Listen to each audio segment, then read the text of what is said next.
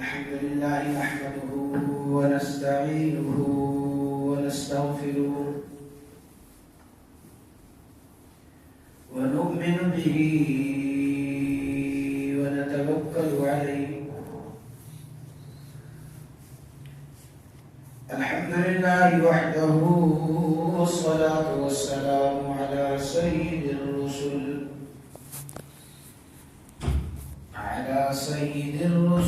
وخاتم الأنبياء.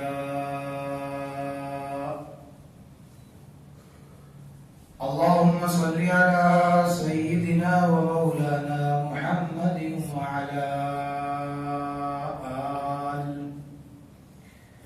وعلى آل سيدنا ومولانا محمد وبارك وسلم. أعوذ بالله من الشيطان الرجيم. بسم الله الرحمن الرحيم. يا أيها الذين آمنوا لا تقتلوا الصيد وأنتم حرم.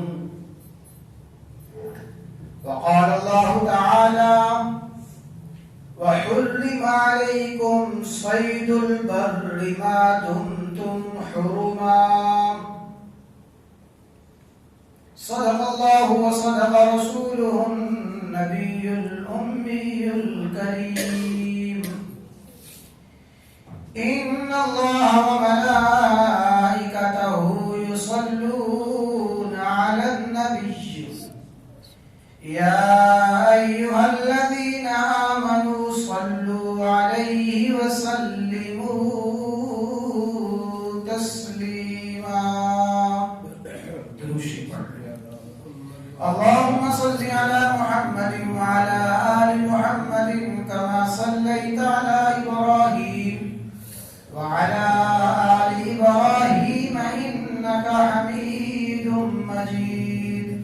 اللهم بارك على محمد وعلى آل محمد كما باركت على إبراهيم وعلى آل إبراهيم إنك حميد مجيد.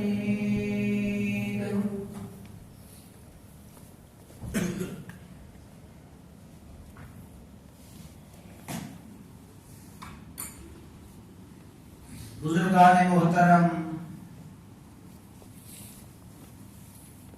برادران اسلام،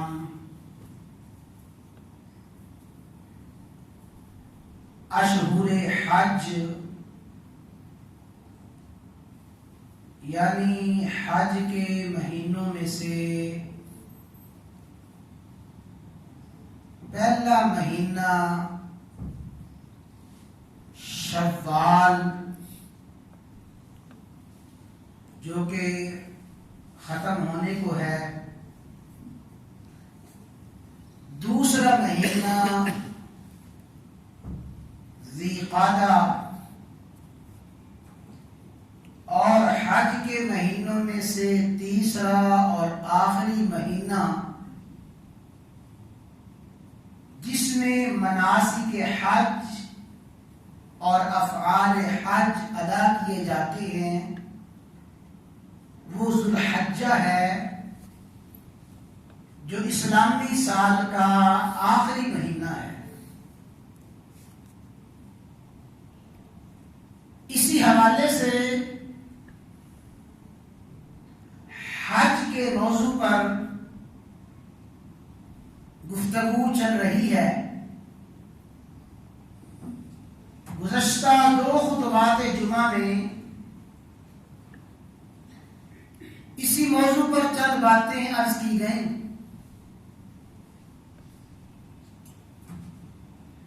حج جو اسلام کے بنیادی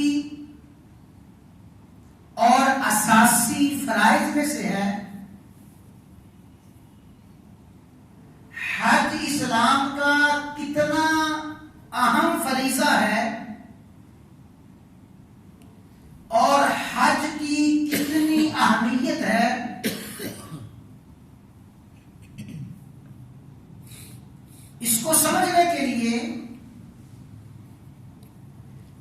بات کو ذہن میں رکھیں کہ حج وہ دینی فریضہ ہے جو بنیادی فرائض میں سب سے آخر میں فرض ہوا. نماز فرض ہو چکی تھی لیکن تکمیل دین کا اعلان نہ ہوا. نماز کے بعد روزے فرض ہو چکے تھے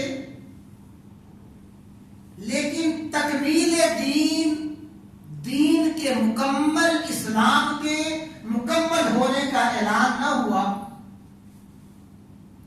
زکوٰۃ بھی فرض ہو چکی تھی. نماز فرض ادا کی جا رہی ہے, فرض روزے رکھے جا رہے ہیں, زکوٰۃ ادا کی جا رہی ہے, لیکن دین کے تکمیل اور مکمل ہونے کا اعلان نہ ہوا.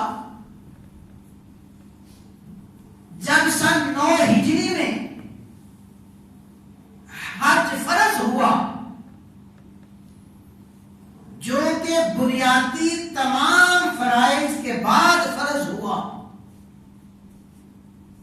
اور 10 ہجری میں امام الانبیاء سید الانبیاء سیدنا و مولانا محمد رسول اللہ صلی اللہ تعالی علیہ وسلم اپنے ہزاروں صحابہ کرام کو لے کر مدینہ منورہ سے مکہ مکرمہ حج کے لیے تشریف لے گئے, جسے حجۃ الوداع کہا جاتا ہے. جب یہ حجۃ الوداع ہوا, جس دن اس حجۃ الوداع کا رکن اعظم ادا کیا جا رہا تھا, رسول اللہ صلی اللہ علیہ وسلم میدان عرفات میں تشریف فرما ہے. ہزاروں صحابہ کرام کا جمع غفیر آپ کی خدمت میں ہے. تو جب حج فرض ہوا, جب حج کی ادائیگی ہوئی, اس وقت اعلان ہوا الیوم اکملت لکم دینکم, آج تمہارا دین, تمہارا اسلام مکمل ہو گیا ہے. یعنی نماز فرض ہے لیکن تکمیل دین کا اعلان نہیں ہوا. روزہ فرض ہے, زکوٰۃ فرض ہے, تکمیل دین کا اعلان نہیں ہوا. تکمیل دین اور دین کے مکمل ہونے کا اعلان اس وقت ہوا جب حج فرض ہوا اور حج کی ادائیگی کی گئی. کیا سبق ملا؟ ایک مسلمان, ایک مومن بندہ جس کو اللہ تعالیٰ نے استطاعت اور جس کو اللہ تعالیٰ نے طاقت عطا فرمائی ہے, صاحب استطاعت مسلمان فرائض یعنی فرض نماز کی ادائیگی کرنے کے باوجود ناقص الایمان ہے. صاحب استطاعت مسلمان فرض روزے رکھنے کے باوجود, فرض زکوٰۃ کی ادائیگی کے باوجود اور دیگر تمام فرائض کو ادا کرنے کے باوجود ناقص الایمان ہے, ناقص دین والا ہے. کامل اور مکمل مسلمان اس وقت ہوگا جب دیگر فرائض کی ادائیگی کے ساتھ ساتھ صاحب استطاعت مسلمان حج کے فریضے کو ادا کرے گا. یہ تو ہے حج کی اہمیت. اب انتہائی توجہ کے ساتھ سماعت فرما لیں. حج کیا ہے؟ حج کا خلاصہ کا نچوڑ، حج کا لب لباب کیا ہے؟ اہل علم نے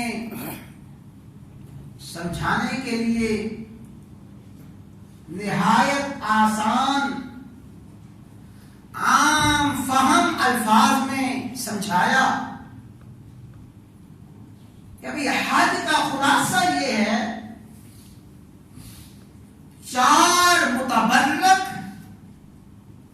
اور 4 مقدس مقامات میں حاضری ہو، 4 متبرک 4 مقدس مقامات میں حاضر ہو کر مسلمان 7 افعال ادا کرے۔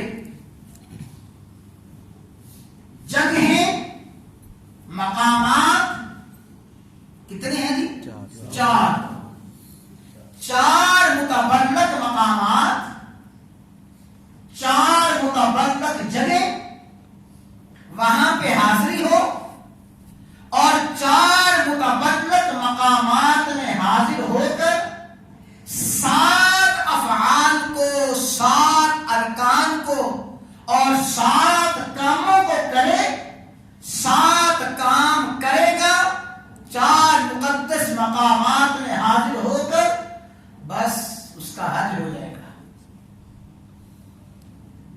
4 متبرک مقامات، سب سے پہلا مقدس متبرک مقام بیت اللہ ہے۔ بیت اللہ یہ پہلا مقدس متبرک مقام ہے حج کی ادائیگی کے لیے جہاں حاضر ہونا ہے۔ دوسرا مقدس مقام وادی مینا، مینا کی وادی۔ تیسرا مقدس مقام مزدلفہ، اور چوتھا متبرک مقام عرفات۔ بیت اللہ، مینا، مزدلفہ، عرفات، یہ 4 مقدس و متبرک مقامات ہیں جہاں پہ حاضری ہوگی، اور ان مقامات پہ حاضر ہو کر کتنے کام کرنے ہیں جی؟ 7 کام کرنے ہیں۔ سب سے پہلے احرام کے بعد طواف، صفا مروہ کی سعی، اور صفا مروہ کی سعی کے ساتھ ساتھ ایک مقام پہ ایک وقت میں پہنچ کے حلق کروانا۔ یہ 4 کام جو کہ عمرے میں بھی کیے جاتے ہیں، احرام، طواف، سعی، حلق، یہ جو عمرے کے 4 افعال ہیں، ان 4 افعال کے ساتھ 3 افعال اور شامل کر لیے جائیں۔ وہ 3 افعال کیا ہیں؟ وقوف، مینا میں، مزدلفہ میں، عرفات میں وقوف ٹھہرنا، اور وقوف کے ساتھ قربانی، اور قربانی کے ساتھ رمی جمرات۔ 4 افعال تو حج میں وہی ہیں جو عمرے میں بھی ہیں۔ ان 4 افعال کے ساتھ 3 افعال اور شامل کر لیے جائیں جو کہ عمرے میں نہیں ہوتے۔ وہ 3 افعال ہیں وقوف، اور ان 3 افعال میں ایک ہے قربانی اور ایک ہے رمی جمرات۔ بس یہ 7 افعال ہیں۔ ان 7 افعال کو 4 مقدس متبرک مقامات میں حاضر ہو کر کرنا ہے۔ ان 7 افعال کی ادائیگی کا نام حج کی ادائیگی ہے۔ اللہ تعالی ہر مسلمان کو یہ نصیب فرمائے۔ آج کے خطبہ جمعہ میں جو بڑی اہم بات عرض کرنی ہے اس کو سمجھیں۔ حج کا فریضہ ہو یا عمرے کی ادائیگی ہو، حج و عمرے کی ادائیگی کا آغاز، حج اور عمرے کی ادائیگی کی ابتدا جس کام سے ہوتی ہے جو کہ حج کا خاص شعار ہے، حج کی عمرے کرنے والے کی خاص نشانی ہے، جب تک وہ اس نشانی کو اختیار نہیں کرے گا، جب تک وہ اس فعل کو ادا نہیں کرے گا، نہ وہ عمرہ شروع کر سکتا ہے نہ حج شروع کر سکتا ہے۔ حاجی کے لیے سب سے پہلا جو کام کرنا ہے، ہر حاجی نے، چاہے وہ مرد ہوں چاہے عورتیں ہوں، ہر مرد و عورت حاجی نے سب سے پہلا جو کام کرنا ہے، بس اسی پہ کچھ عرض کرنا ہے۔ ہر حاجی کے لیے سب سے پہلا کام جو اللہ تبارک و تعالی نے مقرر فرمایا، وہ حاجی کی، عمرے کرنے والے کی خاص نشانی جو سب سے پہلے اختیار کی جائے گی، وہ ہے جی احرام۔ کیا ہے؟ احرام۔ احرام وہ عمل ہے جس سے حج کا آغاز ہوتا ہے۔ میں نے احرام کے مسائل بیان نہیں کرنے، جو آپ سے متعلقہ، میرے متعلقہ باتیں ہیں وہ عرض کرنی ہیں، اس لیے کہ احرام کے جزئی تفصیلی مسائل تو ضرورت ان کی ہے جن کو اللہ تعالیٰ یہ موقع دیں وہ احرام باندھیں گے، ان کے لیے تفصیلی مسائل ہیں۔ ہمارے لیے کیا سبق ہے، میرے لیے، آپ کے لیے، عام مسلمانوں کے لیے احرام میں کیا سبق ہے، وہ عرض کرنا ہے۔ احرام وہ عمل ہے، احرام وہ فعل ہے جس سے حج کا آغاز ہوتا ہے۔ احرام کیا ہے؟ دو سفید چادریں، ایک چادر کو تہبند اور لنگی کے طور پہ باندھ لینا ہے اور دوسری چادر کو اپنے اوپر اوڑھ لینا ہے۔ یہ دو سفید چادریں جو مردوں کے لیے ہیں، ان دو سفید چادروں کو باندھ لینا، یہ دو سفید چادریں احرام کہلاتی ہیں۔ اللہ تبارک و تعالی حکیم ہیں، حکمت والے ہیں۔ پوچھا جاتا ہے الہ العالمین، آپ نے یہ احرام کیوں بتوا دیا؟ یہ دو چادریں باندھنے کی حکمت کیا ہے؟ یہ دو چادریں ہمیں کیا سبق دیتی ہیں؟ یہ دو چادریں مجھے، ہر مسلمان کو کیا سکھاتی ہیں؟ بس اسی کی حکمت عرض کرنی ہے۔ یہ دو چادریں، اس کی سب سے پہلی حکمت سمجھیں۔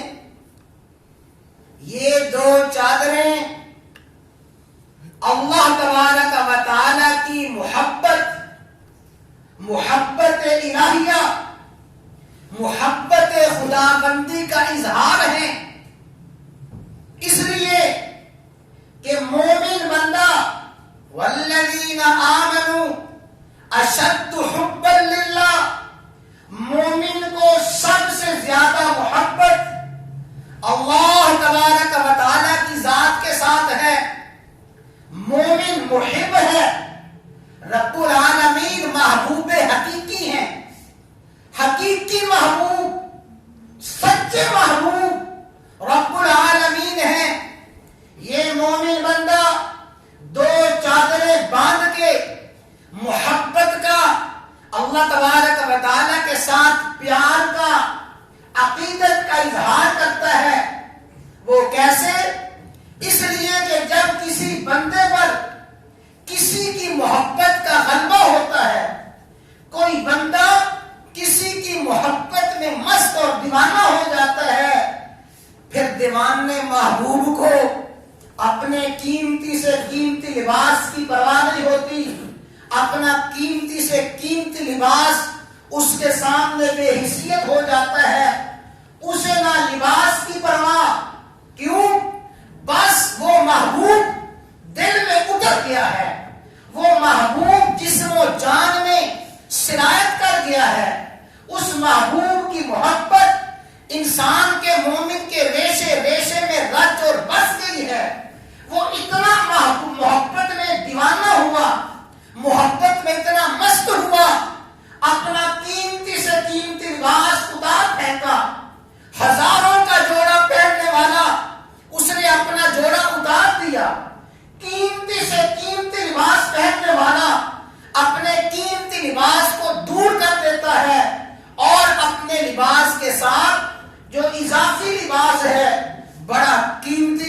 لباس پہننے والا، اس کے نیچے اعلیٰ قسم کی بنیانیں پہننے والا اور اعلیٰ قسم کی پگڑی، اعلیٰ قسم کی ٹوپی، شاہی تاج پہننے والا، محبت الہیہ میں سب کچھ اتار پھینکا اور 2 چادریں باندھ کے ایک فقیروں کی، مسکینوں کی، مجنونوں کی شکل اختیار کر لی ہے۔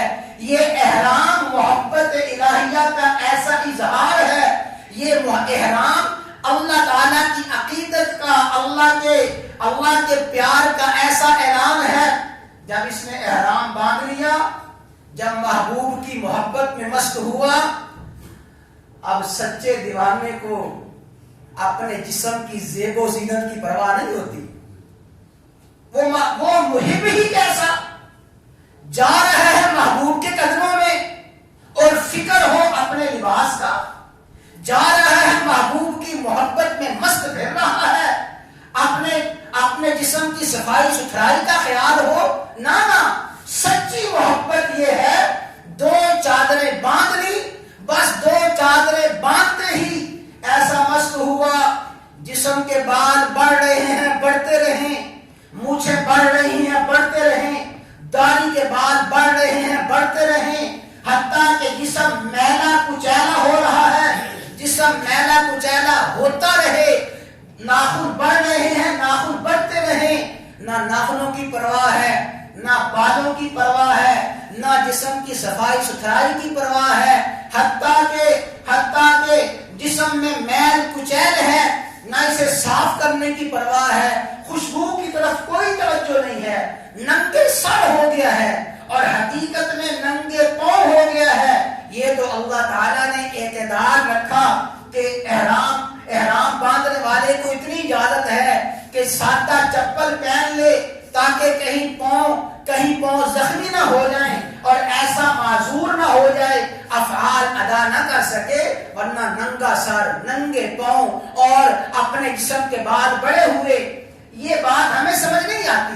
لیکن جن لوگوں نے 3 ماہ کا احرام باندھا، جن لوگوں نے 2.5 ماہ کا احرام باندھا اور جن لوگوں نے 1.5 مہینے کا احرام باندھا، ان سے پوچھیں اس احرام میں کیا مزہ ہے، ان سے پوچھیں احرام میں کیا لطف ہے۔ ہمارے شیخ دکھڑ والے حضرت شیخ رحمہ اللہ تعالی ہمارے استاد فرماتے تھے، فرمایا ایک مرتبہ میں نے بھی احرام باندھا، تقریباً 1 ماہ کا احرام باندھا، 1 ماہ کے احرام میں فرمایا میری حالت یہ ہو گئی، مونچھوں کے بال کہیں سے کہیں پہنچ گئے، حتیٰ کہ مجھے اپنے احرام کی چادروں پر جوئیں پھرتی ہوئی نظر آتی تھی اور میرا سارے کا سارا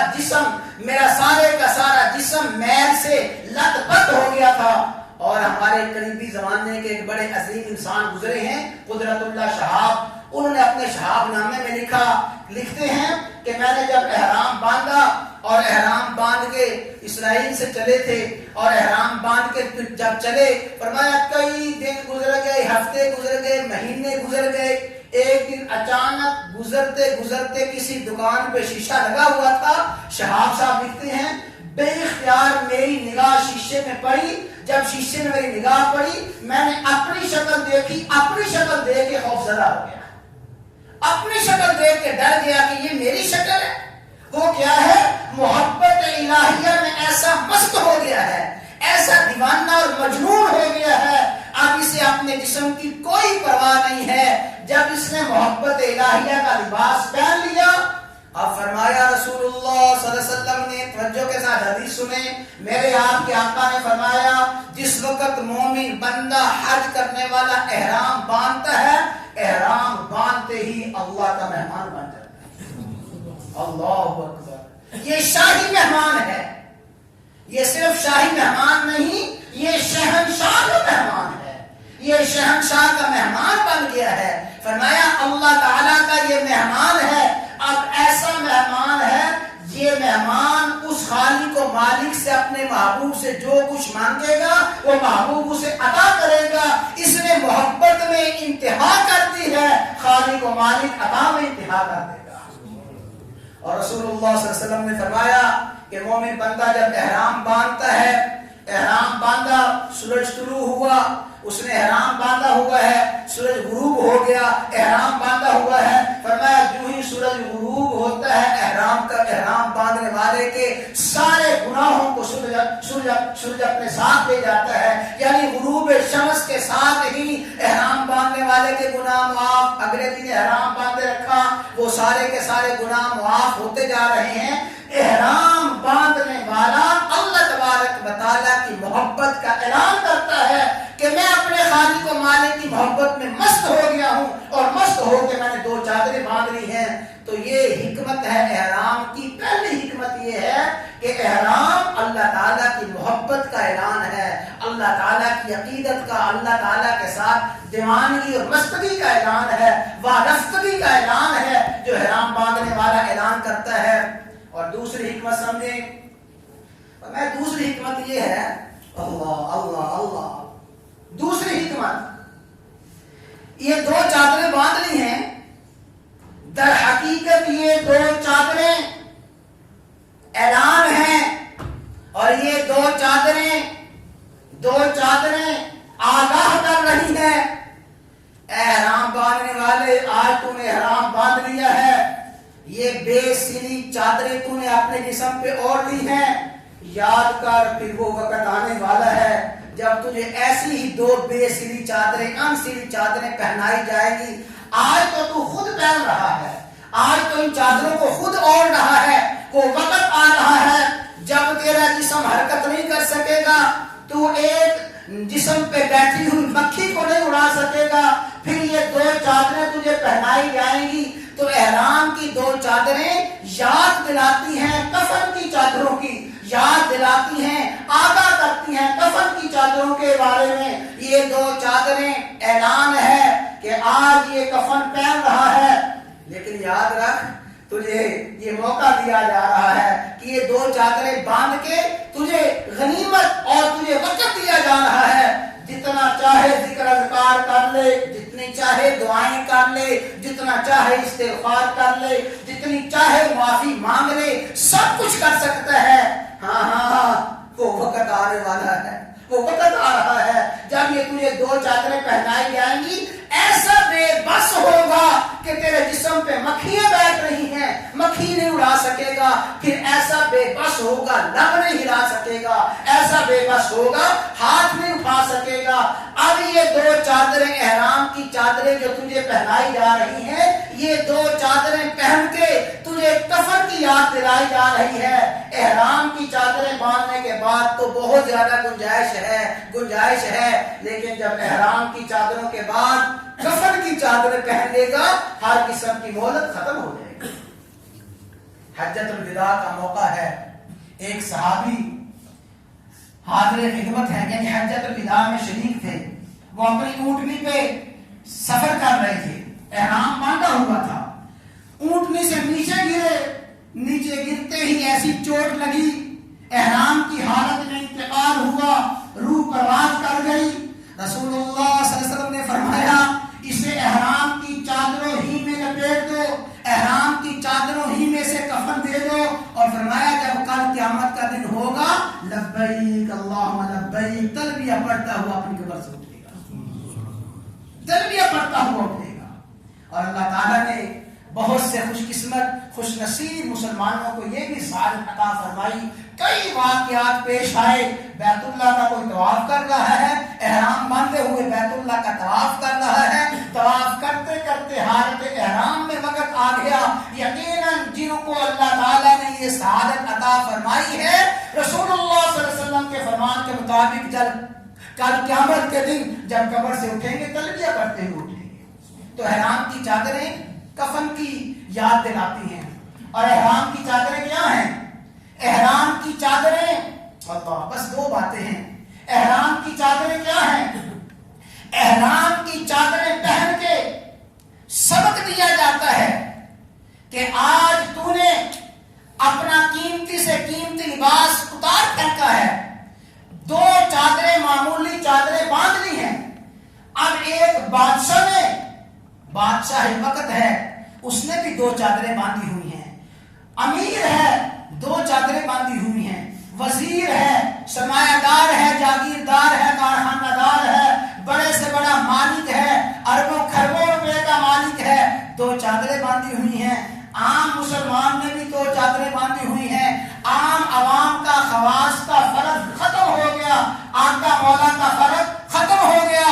ایک ہی صف میں کھڑے ہو گئے محمود و ایاز, نہ کوئی بندہ رہا نہ بندہ نواز, سب نے 2 چادریں باندھ لی ہیں. یہ 2 چادریں در حقیقت وہ انانیت کے بتوں کو پاش کر دیتی ہیں. یہ 2 چادریں انسانیت میں پیدا کیے ہوئے امتیازات ختم کر دیتی ہیں. سارے کے سارے امتیازات ختم ہیں. سب کے سب مسلمان بحیثیت مسلمان ہونے کے, بحیثیت انسان ہونے کے برابر ہیں. آقا نے بھی 2 چادریں, غلام نے بھی 2 چادریں, بادشاہ نے 2 چادریں, رعایا نے 2 چادریں, عوام نے 2 چادریں, خواص نے 2 چادریں پہن کے اعلان کر دیا. انسانیت میں حد امتیاز کوئی چیز نہیں ہے. اگر 2 چادریں پہننے کے باوجود دل و دماغ میں خناس چھایا رہا انانیت کا, دل و دماغ میں تکبر اور انانیت فرعونیت چھائی رہی, رب کی قسم ہے ایسے شخص نے احرام باندھا ہی نہیں. احرام تو امتیازات کا خاتمہ کرتا ہے. احرام تو امتیازات کے بتوں کو پاش کرتا ہے. احرام ایسا مساوات, ایسا برابری کا سبب دیتا ہے. پوری دنیا میں ایسا منظر کہیں نظر نہیں آتا جیسا منظر احرام کی حالت میں ہے. مینا میں لاکھوں انسان ہے, سب نے 2 چادریں, مینا سے لاکھوں انسان چلے, حتیٰ کہ جو گاڑیوں کے ڈرائیور ہیں 2 چادریں باندھی ہوئی ہیں. امیر و غریب نے 2 چادریں باندھی ہوئی, عرفات میں چلے گئے. اور پھر عرفات سے واپسی میں مزدلفہ کی رات تو وہ رات ہے, اس رات میں لاکھوں مسلمان ایک جگہ پہ جمع ہے. نہ کوئی بستر, نہ کوئی خیمہ, نہ کوئی آرام سے لیٹنے کے لیے جگہ, نہ کوئی معقول انتظامات, بس کھلا میدان, کھلی وادی ہے. لاکھوں مسلمان موجود ہیں, جہاں ہے وہیں بیٹھ جاؤ, جس حالت میں ہو ایسے حالت میں آ جاؤ. یہ احرام سارے کے سارے امتیازات کا خاتمہ کرتا ہے. احرام سارے کے سارے فرق مٹا دیتا ہے.